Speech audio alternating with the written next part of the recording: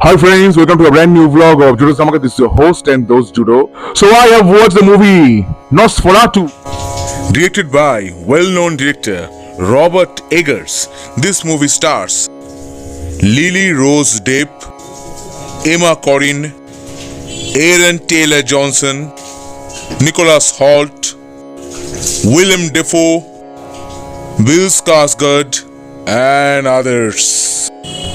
This movie is based on the 1922 movie of the same name, the legendary Nosferatu, directed by F.W. Murnau, and also on Bram Stoker's Dracula. This is the story of Ellen Hutter, who at a young age calls or summons any kind of deity to accompany her, and many years later, when she is now married to Thomas, that deity is still haunting her. She is being controlled by that vampire who comes out to be Count Orlok. Count Orlok is actually the bird of death who lives in Transylvania. Summoned by Count Orlok, Thomas reaches his faraway castle, and there he faces strange consequences. These things have been completely inspired from Bram Stoker's Dracula.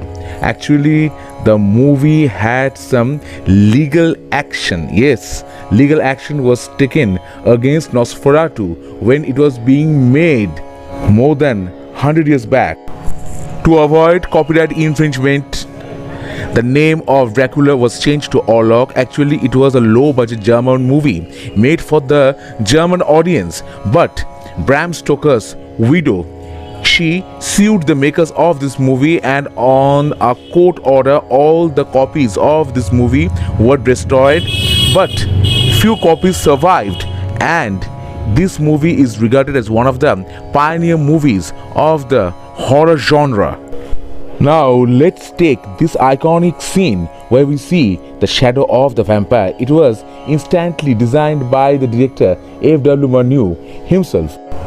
Now, talking about the shadow of the vampire, in fact, in 2000 there was a movie called The Shadow of the Vampire, which was a spin-off of the original movie Nosferatu, a symphony of horrors, in which we saw the actor Max Schreck, who played Nosferatu, is shown as a vampire, and this role was played by none other than Willem Dafoe. This movie was co-produced by Nicolas Cage, and John Malkovich played the role of director Murnau.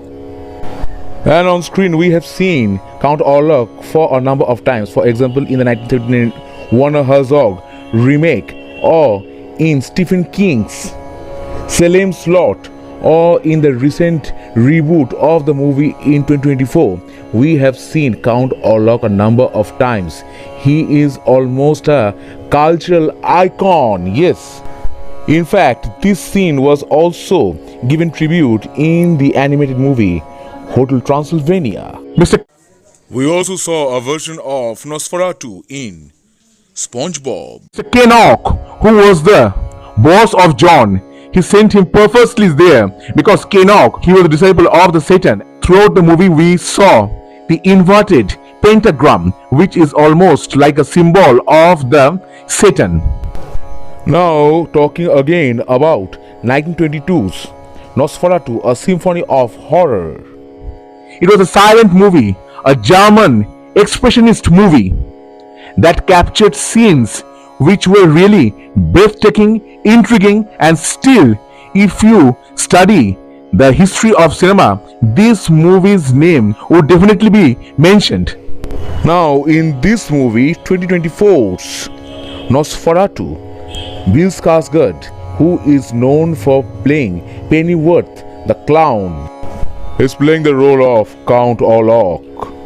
His expressions, his eyes, his dialogue delivery, everything is great in this movie. In fact, all the actors have performed so well. It's a thrilling, chilling movie with many disturbing scenes.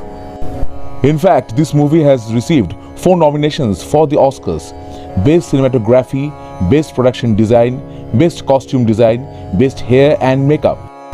In fact, the disturbing scenes of this movie may remind you of the recent BBC adaptation of Dracula. In the original novel, Renfield was almost like a servant of Count Dracula, and this in the 1922 movie Nosferatu, it was changed to Herr Kenok. In this movie, Kenok has been played by Simon McBurney, and there's a connection of Nicholas Hoult with Renfield. He played the role of Renfield in the recent comedic movie Renfield, which starred Nicolas Cage as Count Dracula. And Skarsgård May play the role of Joker in the upcoming DCU movie The Brave and the Bold. In fact, if Robert Eggers ever direct a horror movie involving the Batman and the Arkham Asylum, that would be great. Jarin Bleshke is the cinematographer of this movie, and Louis Ford is the editor. The creepy music has been perfectly composed by Robin Carolyn. In the end, we see the death of Ellen Hutter and also that of Count Orlok, because vampires can't stand sunlight, and here also we see Count Orlok, when exposed to sunlight, he dies. Though in the original Nosferatu, we saw Orlok completely vaporized when exposed to sunlight. Now the meaning of the word Nosferatu means in Eastern European language, it is supposed to be vampire. Bram Stoker's Dracula was set in England, whilst Nosferatu was set in Germany. Jonathan Harker became Thomas Hutter. Mina became Elaine. Professor Van Helsing became Bulwer.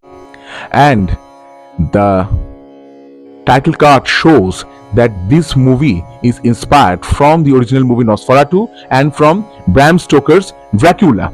And yes, you may see elements from the novel Dracula and also from the movie.